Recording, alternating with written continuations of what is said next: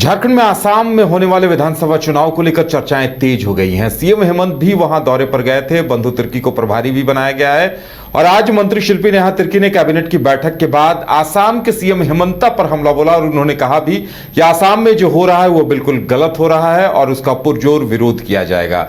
लेकिन जेएमएम ने संकेत दिए हैं कि वो बंगाल चुनाव और असम चुनाव दोनों की तैयारियों में जुटी है और दोनों जगहों पर अब उसकी नजरें हैं। हमारे साथ हमारे वरिष्ठ सहयोगी राकेश रंजन जी हैं। राकेश जी, देखिए, अब साफ साफ समझ में आ रहा है कि भले बिहार में जेएमएम को मौका नहीं मिला, लेकिन असम और बंगाल के लिए पूरी रणनीति के साथ चुनाव मैदान में उतरने को जेएमएम तैयार है। मंत्री दौरा कर ही रहे हैं, मुख्यमंत्री भी खुद एक बार दौरा कर चुके हैं और जिस तरह से आज मंत्री शिल्पी नेहा तिर्की ने भी बयान दिया है, लगता है कि अब रणनीति है ये कि असम चुनाव में एक प्रमुख घटक के तौर पर बीजेपी को चुनौती देना है। देखिए, शिल्पी नेहा तिर्की कांग्रेस से हैं और कांग्रेस और बीजेपी का मुकाबला तो असम में है ही। बंधु तिर्की भी वहां पर अभी गए ही हुए थे, वहां रहेंगे भी चुनाव में वो कांग्रेस के लिए। जहां तक जेएमएम की बात है तो जो दुमका में जब मुख्यमंत्री हेमंत सोरेन गए तो वहां से ये संकेत निकल कर आया कि झारखंड मुक्ति मोर्चा असम और पश्चिम बंगाल में चुनाव लड़ सकता है। हालांकि जो बातें कही गई वो यही कि पार्टी में राय विचार के बाद ही इस पर फैसला होगा, मतलब कि फैसला अब तक लिया नहीं गया है।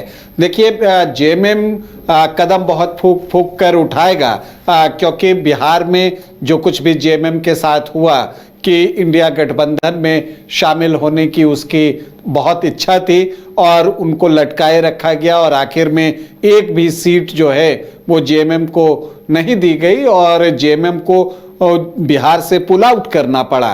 तो अब जो बातें निकलकर सामने आ रही हैं कि असम और बंगाल में जेएमएम इंडिया ब्लॉक का हिस्सा न होकर ये हो सकता है कि अकेले अपने दम पर चुनाव लड़ने का फैसला ले।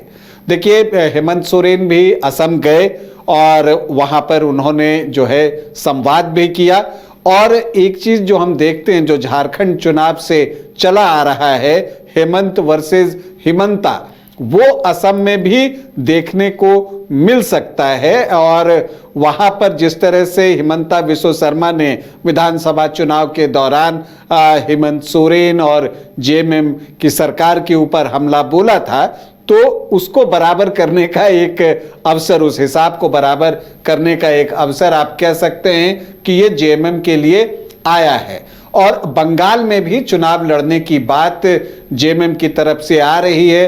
बृहत्तर झारखंड का सपना आपको गुरुजी शिबू सोरेन ने दिखा था, उसकी बातें भी अब होने लगी हैं, जो ये इशारा कर रही हैं कि हो सकता है कि बंगाल में और असम में जेएमएम जो है वो चुनाव लड़े। लेकिन जो बड़ा सवाल है कि देखिए, अप्रैल में, मार्च अप्रैल में चुनाव होना है असम और बंगाल में। फरवरी में हम लोग एंटर कर चुके हैं, तो क्या अब इतना वक्त है या जेएमएम का संगठन आसाम में और पश्चिम बंगाल में इतना मजबूत है कि वो चुनाव लड़ने के लिए तैयार है? ये एक बड़ा सवाल है और इसे ही जानने के लिए जनवरी में जो है मंत्री चमरालिंडा के नेतृत्व में जो है कुछ सदस्य गए थे असम में चीजों को भांपने कि क्या स्थिति है। अब सवाल ये भी उठता है कि देखिए, हेमंत सोरेन जो कि मुख्यमंत्री हैं झारखंड की, उनकी कोशिश है कि खुद को एक ट्राइबल लीडर के रूप में, सर्वमान्य ट्राइबल लीडर के रूप में, यह कहना ज्यादा बेहतर होगा कि सर्वमान्य ट्राइबल लीडर के रूप में खुद को स्थापित करें। तो ऐसे में वो भी सारे कदम फूक फूक कर उठाएंगे कि जहां पर चुनाव लड़ने जाएं तो वो इम्पैक्ट दिखे, क्योंकि अगर वो इम्पैक्ट नहीं दिखता तो वो बैकफायर भी कर सकता है। इस चीज का भी ख्याल रखा जाएगा। देखिए, बीजेपी की भी कोशिश जो है वो आदिवासी वोटों को अपने लिए गोलबंद करने की रही है। झारखंड में उसे कामयाबी नहीं मिली, लेकिन जब आप देखते हैं कि छत्तीसगढ़ में तो वहां पर विष्णुदेव साय ट्राइबल मुख्यमंत्री बीजेपी ने बनाया, इसी तरह से उड़ीसा में मोहन चरण मांझी ट्राइबल सीएम जो है बीजेपी ने दिया है। तो बीजेपी जो है ट्राइबल वोटर्स को हमेशा फोकस करके चलने की कोशिश करता है।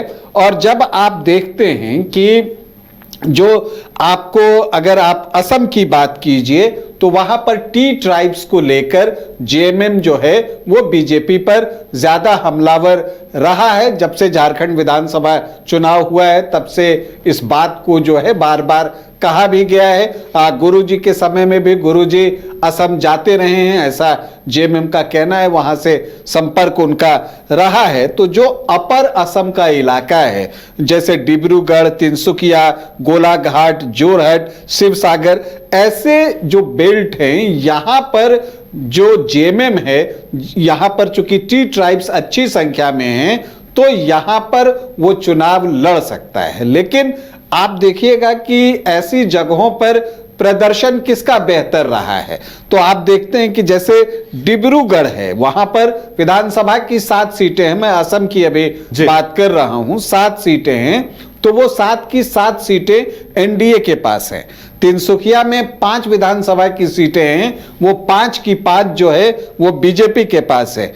इसी तरह से गोलाघाट में 5 सीट है, 5 की 5 बीजेपी के पास है। जोरहट और शिवसागर में, एक शिवसागर है जहां पर कि बीजेपी को 4 सीट में सिर्फ 1 सीट मिला हुआ है। जोरहट में 2-2 है स्कोर लाइन कांग्रेस और एनडीए के बीच में। तो ये जो 21 सीटें हैं उसमें 16 पर एनडीए का कब्जा आपको दिखता है।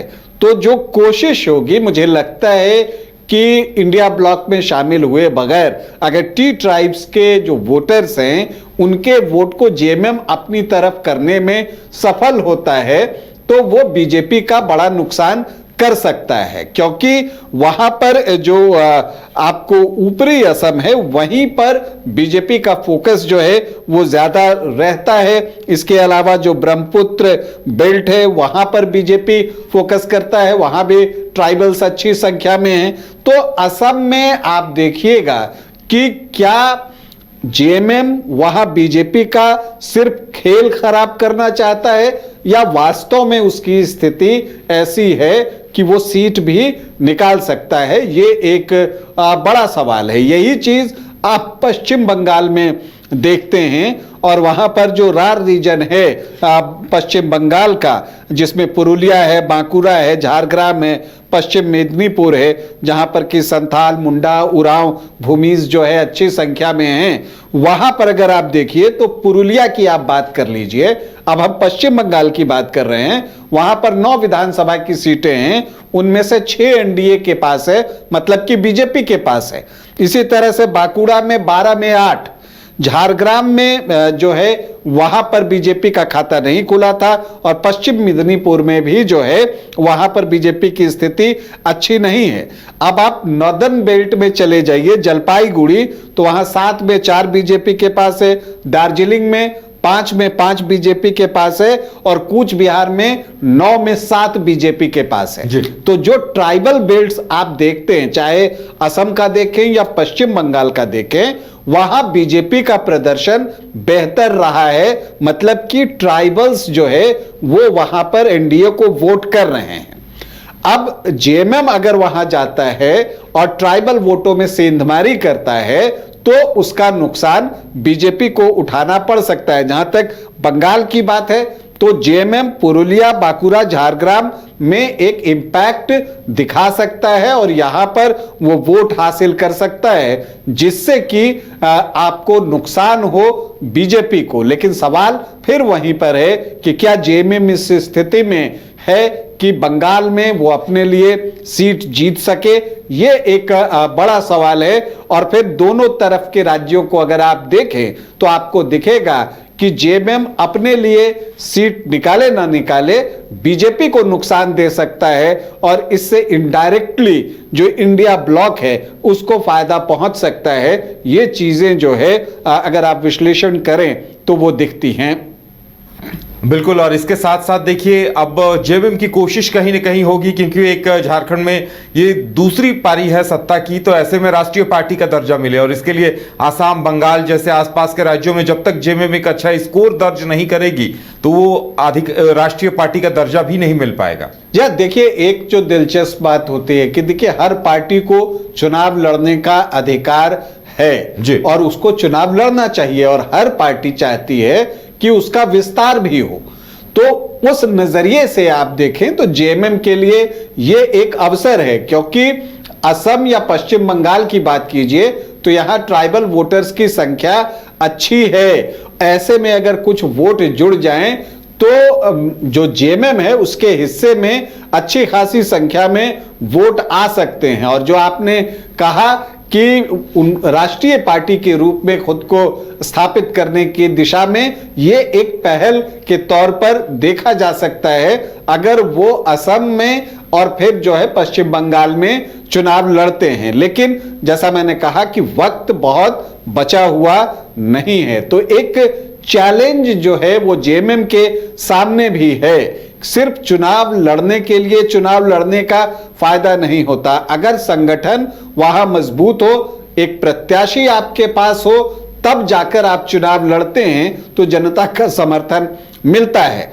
और अगर मान लीजिए, चूंकि दोनों ही चीजें होती हैं, संदेश जो जनता में जाती हैं वो क्या जाती हैं, अगर आप जीतते हैं या आप अच्छा करते हैं तो जनता को लगता है कि आपका विस्तार हो रहा है, आप और बेहतर कर रहे हैं। और अगर आपका प्रदर्शन अच्छा नहीं होता, नेग्लिजिबल होता है, तो वैसी परिस्थिति में जनता को लगता है कि ग्राफ नीचे आ रहा है। दोनों ही चीजें जो है वो होती हैं, और इसी को देखते हुए बिहार में चुनाव लड़ने से जेएमएम ने इनकार कर दिया था। नहीं तो कुछ सीटें ऐसी थी जहां पर कि जेएमएम का जो है कि इंपैक्ट रहा है। चकाई, मनिहारी जैसे क्षेत्र थे वहां पर, जमुई में और सीमांचल में कई सीटें ऐसी थी जहां पर जेएमएम की एक पहचान रही है, और वहां पर जेएमएम पास्ट में चुनाव भी लड़ा है। लेकिन आखिरी मोमेंट पर जब उनको लगा कि इंडिया ब्लॉक समर्थन नहीं कर रहा है या सीट नहीं दे रहा है, तो अकेले जाकर जो है वहां पर चुनाव लड़ना समझदारी नहीं है, और उन्होंने